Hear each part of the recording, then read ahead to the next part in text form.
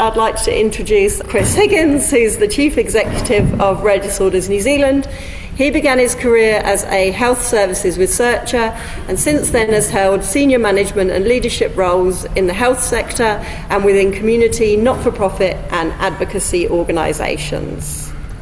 Kia ora koutou. So what I'm going to talk about specifically is the Rare Disorders Research Network, the New Zealand European Rare Diseases Alliance National Mirror Group, which we're establishing in New Zealand.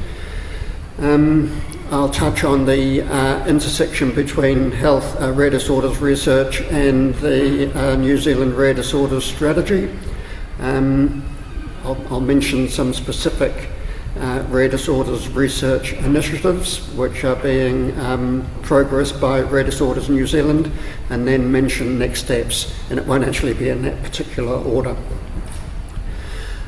So the journey so far, the journey actually began in early 2023. So I've been in the role since June 2023.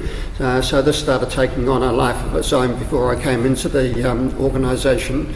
And basically what happened was that Karen McBride Henry, who you can see there, she was able to get an activation grant from the HRC, which among other things called for the establishment of a rare disorders research network. So that was the very beginning.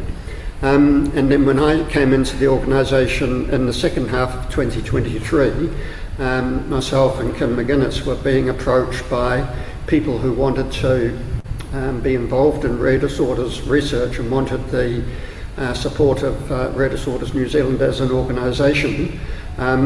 We knew then they were well connected internationally, but most of them didn't really have any idea of who their colleagues, rare disorders research colleagues, were in New Zealand. So that kind of gave added impetus to setting up a rare disorders research network. And the first manifestation of that was an event that we had in March 2024, basically where we had identified as many people who were doing rare disorders research as we could, and invited them to this forum that we had in Wellington, and we gave all of the presenters, I think we had about 12, an opportunity to give a 60-second elevator pitch. So it was like a kind of an oral poster presentation, and the emphasis of the day was less on the presentations, but more on the network and sharing knowledge and introducing people to each other.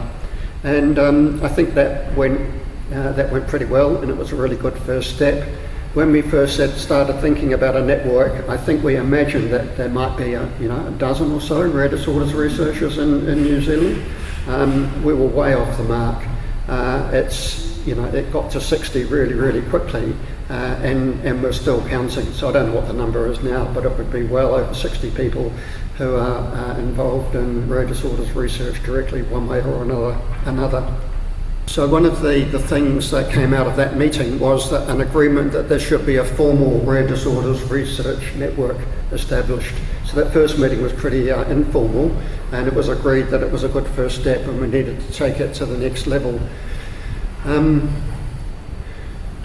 And because there were so many rare disorders researchers in the network, we thought it would be valuable to have the work of the network and its development overseen by a Rare Disorders Research Network leadership group. So we went ahead and we invited expressions of interest in that leadership group, and we had the idea of maybe having about 12 people as part of the leadership group. So we couldn't choose, or we didn't choose everybody who put their hands up. But this is the list of people that are currently on that, actively on that leadership group. And we also made a decision right at the very beginning that we wanted to ensure that the development of the network and the leadership group was done in conjunction with tangata whenua right from the beginning, rather than as a later afterthought. So the decision was taken for me as Chief Executive of Rare Disorders New Zealand, and Philip Wilcox, who's from Otago University and who was essentially the kaupapa Māori expert on the leadership group, to be co-chairs. At the same time, or similar time, we also developed a terms of reference for the leadership group. So that was done in consultation with the leadership group members, and then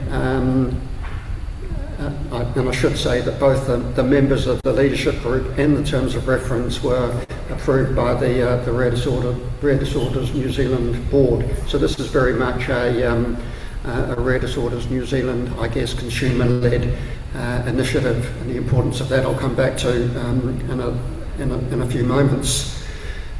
So these are the terms of reference. I won't read them all out, you can skim through them. The important thing is the process, that they were developed in consultation with that network leadership team. Then they went to the board, they were formally adopted by the board, then they went back to the leadership team for formal endorsement and agreement after that. In March 2025, this time a year ago, where we had our second network meeting, and it was the first face-to-face meeting of the Rare Disorders Research Network Leadership Group. And here's a few photos of that event, and you'll recognise yourselves and some other people. So what happened at the Network Leadership Group meeting? Like I said before, formally affirmed those terms of reference. We also formally adopted the symbolism of Te Kotaku, which is now used in the Rare Disorders Research Network's branding. And you can see the little logo on the right-hand side of the screen, which has been appearing. And there's a stylised kotaku in the middle of that. And the reason for that is because the kotaku has, for quite a long time, had special meaning within the rare disorders community, and it's the name that the Māori support group have adopted for themselves, Te Whānau Kotaku, and it also ended up being the provisional name that was assigned by Kaumatua to our offices, which we moved into about 2.5 years ago, so that the offices are now known as Te Porapapai o Te Kotaku. So under Philip's guidance, we continued to adopt the symbolism of the kotaku within the Rare Disorders Research Network. Kotaku is important because in New Zealand it's a rare bird, not so rare necessarily overseas, but certainly in New Zealand it's a rare bird, the white heron. The meeting also, for the first time, endorsed the idea of New Zealand becoming affiliated through a national mirror group with the European Rare Diseases Research Alliance, without probably knowing exactly what we were letting ourselves in for at that stage. But it seemed a good idea for the research network in New Zealand to be affiliated and therefore strengthened by developing connections internationally. And the European Rare Diseases Research Alliance seemed to be pretty well developed and a good option for us to affiliate with in the first instance. And you'll see in a moment, so it has proven to be. The leadership group also agreed with the intention of developing a New Zealand rare disorders research strategy, and we also looked at the benefits of network membership, which you can read through there, and appeared in our first network newsletter. So that was the journey up to that point, and I've called this next few slides the ERDERA tributary, because while all that was going on, Louise Bicknell from Otago University, who is now Professor Bicknell and a clinical geneticist, had been kind of waving the New Zealand flag in the emerging ERDERA environment, kind of like an unofficial ambassador. And you can see there that ERDERA finally came into existence in its current form in what does it say, 2024, I think, and it's in and of itself has been evolving from other initiatives that have been occurring in Europe. So Louise had been keeping that particular fire burning. So then the paths started to, the tributary and the journey before that I was talking about started to kind of flow into each other in June of last year. And I happened to be going to Europe and just developing a number of contacts while I was going to ERDERA, which is the European Rare Disorders, I can't remember exactly what it stands for, but it's kind of the equivalent umbrella group for Europe for all the rare disorders consumer organisations. So I thought it was a good opportunity to connect with those organisations and learn from them. And while I was, so that was in Riga, and it just so happened that while I was getting all that organised, Louise said to me, "Oh, there's an ERDERA meeting in Riga as well a week later. Can I go to that?" So I did, and I was asked to present on New Zealand's then experience of having a national plan, otherwise known as our Rare Disorders Strategy, which includes aspirations for rare disorders research, but at that time wasn't being implemented. So where did that leave things in terms of the development of the rare disorders research capacity in New Zealand? And basically we said, well, if we want it to happen, then collectively in New Zealand we have to do that, whether or not the strategy is being implemented. So that's me and Louise standing underneath the ERDERA umbrella. Here's me giving my presentation on the experience of rare disorders research and the rare disorders strategy in New Zealand, and then a final photo standing next to somebody called Victoria Headley, who's one of the movers and shakers within the ERDERA world. And then the next part of the journey, just put those glasses on.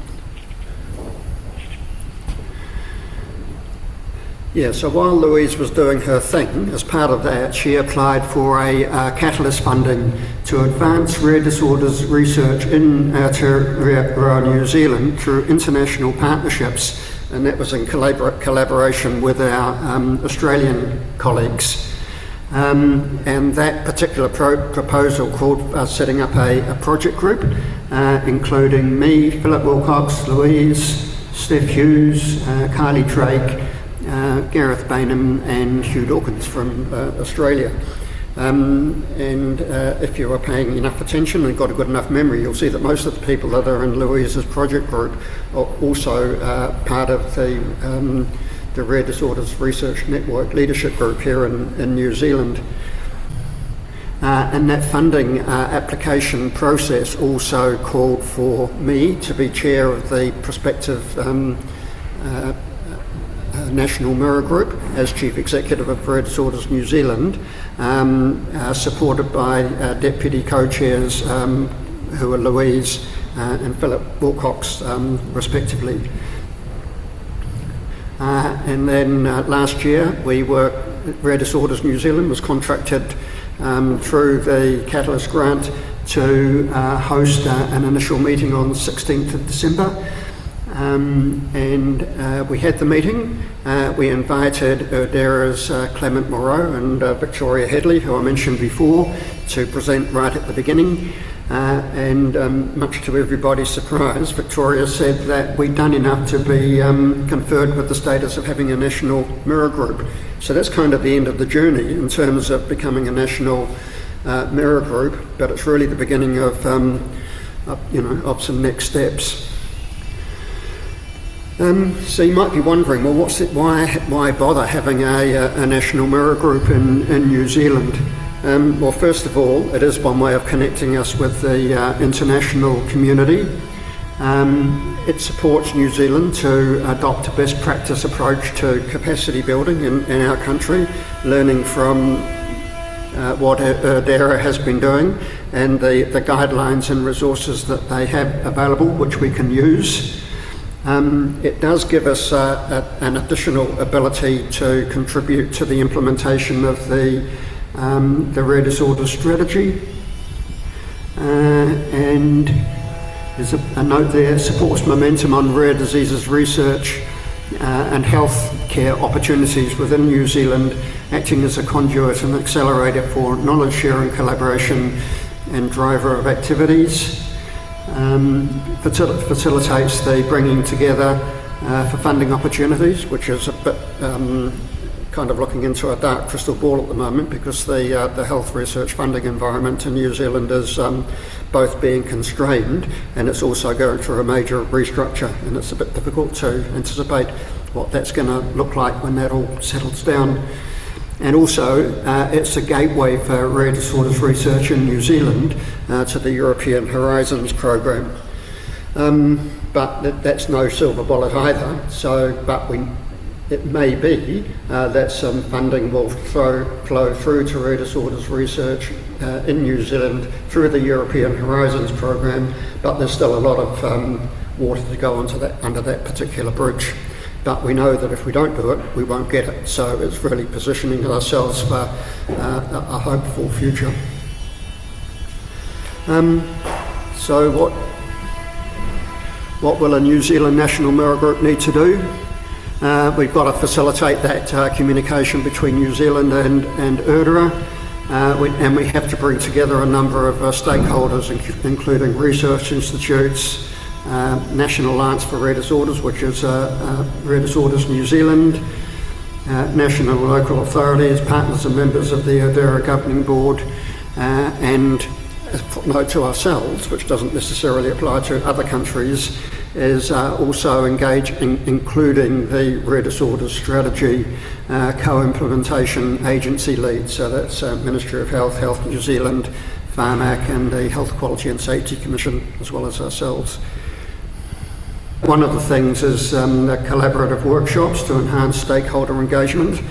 So that's one of the things that Rare Disorders New Zealand has been contracted to do with the Catalyst grant. And also we're required by our ERDERA membership to develop a 3-year plan, which we'd already intended to do anyway. So that kind of just gives us that added motivation to get on and do that.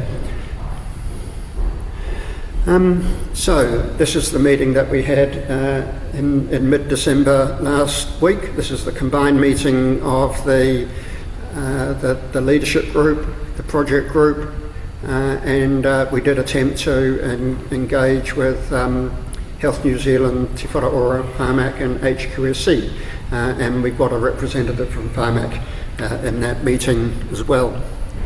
So we made some decisions. So one of those decisions is that we would engage with the Commonwealth National Mirror Groups, so that's ourselves, Canada, UK and Australia, even though they're not quite a National Mirror Group yet. We beat them to the post, so we felt pretty good about that. We also agreed that we would participate in the what's called a National Alignment Board meeting in Sofia last week. And we also, well, this is kind of after the event, I didn't realise it at the time, decided to become a member of this is the Rare Disorders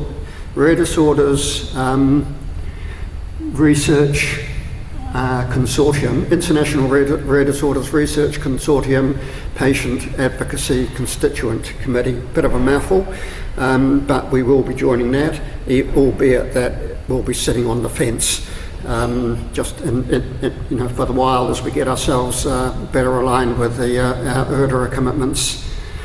One of the things we'll have to do, it's really confusing having a leadership group and a National Mirror Group project team operating at the same time, particularly now that we're actually a National Mirror Group. So we're going to work on harmonising those two approaches, and what that's going to do is involve revisiting the membership our network leadership group, and also revisiting the terms of reference so that they're more fit for purpose as we move forward. So watch that space. And the other thing that we want to do is develop a name for the group which kind of encapsulates the essence of what we do, and we'll be working with Philip Wilcox to kind of develop a Māori kupu or more than one kupu, so that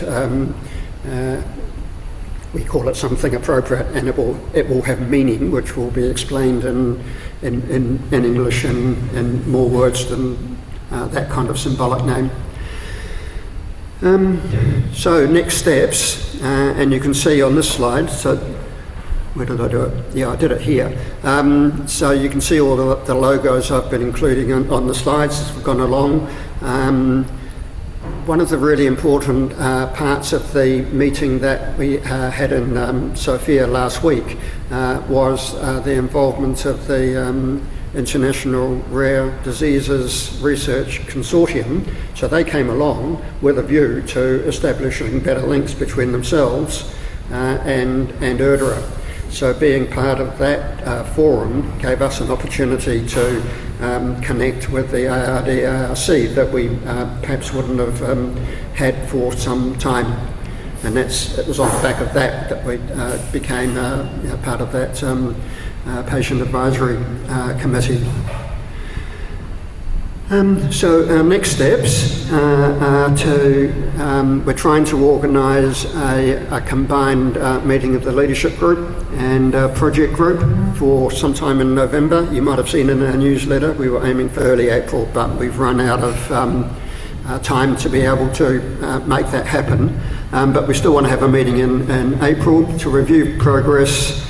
And in particular, wanting to have a focus on improving rare disorders data encoding. And one of the things that ERDERA wants to do at its next meeting in June of this year is have a focus on rare disorders registries. So we'll want to pick up on that discussion. Louise will be going to that meeting, and I think it's important that she goes to that meeting informed by a cross-section of views from New Zealand. And also part of that meeting using the IDI. We also need to have a meeting with our Australian colleagues to support their national mirror group journey. And also coming up in early August, we've been commissioned through the Catalyst grant to stage a 2-day meeting immediately following the HGSA meeting in Christchurch. So we haven't really started on that particular journey yet, apart from lining up a couple of potential international speakers. So just going back to the rare disorder strategy, Angela mentioned that we finally got some traction of that with a meeting that we had with the Minister. We're meeting with the implementation groups in May of this year, and this is an opportunity to kind of make sure that what we're doing in respect of developing rare disorders research in New Zealand is incorporated into those combined action plans for moving forward. And then the final bullet point, it says identify how Rare Disorders New Zealand can be resourced to provide the required momentum and bandwidth. And to be absolutely honest, we didn't anticipate becoming a national mirror group in December. It has suddenly put a whole lot of extra obligations on us which we weren't expecting, and we're really struggling to manage things in a way that gives us momentum with the resources that we've got. So we're going to have to find a way of getting some additional capacity resourced from somewhere. I don't know where that's going to be yet, but if anybody's got any ideas of potential sources of funding to make that happen, that would be really appreciated. I'm thinking having a member of our staff a couple of days a week, that would make things hugely easier than what they are at the moment. So yeah, this is me. I was the one who ended up going to Sofia last week, so I'm hoping I'm not appearing too jet-lagged in this presentation. And on the left-hand side, I was asked to be a panel talking about the benefits of being a national mirror group. And I think people like us in Europe because we're a bit of an oddity, really. We're not Europe. We're in bottom of the South Pacific, and we're the newest national mirror group in the collective. So I got to talk about the benefits for us as part of a panel discussion.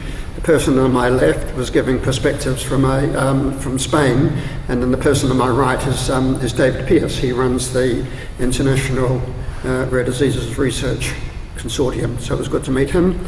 And then somebody took a photo of me on the right when I was talking about the importance of really good data as a precursor to establishing rare disorders or rare diseases registries. So just briefly touching on the rare disorders strategy, it was released in July 2024. That's me with the then Director General, all smiles. We weren't particularly happy with the contents of the strategy, but at least we had a strategy, so that was good. And then nothing happened until you saw Angela shared this photo until November of last year, when we finally had a roundtable meeting in the Minister of Health's office with all of the representatives of the co-implementation agencies, including ourselves, and that's when we finally, basically the ministers said that they've got to get on and make it happen. So that we were really, really pleased with the support. The point there is that there are some, even though they're aspirational, there are some clear statements in the rare disorder strategy which talk about the importance of rare disorders research, and Rare Disorders New Zealand, with the support of this new combined group, will be doing our best to make sure that those particular aspirations are given some substance and brought to life as soon as possible. And then finally, I just wanted to briefly talk about some initiatives that Rare Disorders New Zealand itself is taking. Angela's already spoken about the two surveys that we've done and before. So we've just released the 2026 white paper report, and before that we had the two white paper reports that we released 2 years ago in 2024. Significance of the white paper report, that one on the left, Impact for Whānau Māori of Living with a Rare Disorder, is that we've taken the data in there and we've basically commissioned Costello Medical, which is a well-known international consultancy firm with an interest in rare disorders, to kind of revisit all that data and turn it into an academic paper, which we're hoping to have published very soon. And it will also pick up on some of the findings of a report that Te Aka Whaiora did also a couple of years ago, that they presented to the Ministry of Health as part of their input into the development of the rare disorders strategy. So that kind of went nowhere when Te Aka Whaiora was disestablished. So we're going to pick that up and give it some new life. And a couple of people who've been particularly instrumental in developing that paper have been RDNZ board trustees, Athena Hollis on the left and Samantha LaHood on the right. And then the final bit of research that we've just recently initiated, and this has its beginnings probably 18 months ago, is commissioning NZIER to do a study looking at the economic benefits of investing in whole genome sequencing for people with rare disorders in New Zealand. So to pick up on a whole lot of international literature, already put Lisa and Sarah Hogan, who'll be leading this work, in touch with each other so that they don't have to reinvent a wheel that you've already created, Lisa. And it's being funded by Illumina, an organisation I used to work for, which has now gone into, well, it's been disestablished, New Zealanders for Health Research, and we're still looking for some additional funds to finally get enough to pay for the work. But it has been commissioned. It's taken a while, and we're just working through timeframes now. So watch this space for more on that. And that's me. Thank you. Just like to finish by saying ko tō roro, ko taku roro ka ora ai te iwi, which means basically with your basket and with my basket we can bring health to the people. Thank you.